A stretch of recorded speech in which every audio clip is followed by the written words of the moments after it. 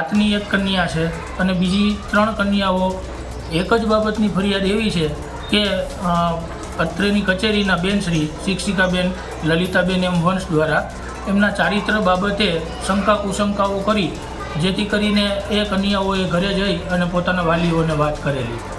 આવી ઘટનાઓ અગાઉ પણ બનેલી છે અને અત્રેની કચેરી દ્વારા એમનો લેખિત રિપોર્ટ પણ કરેલો છે. આ ફરિયાદ બાબતે પણ વધુમાં બાળકોના શિક્ષકોના તમામના નિવેદનો લઈ અને આગળની કચેરીને અમારી ઉપલી કચેરીને છે આ બાબતનો લેખિત રિપોર્ટ કરવામાં આવશે. મારી છોકરી 7મા ધોરણમાં ભણે છે.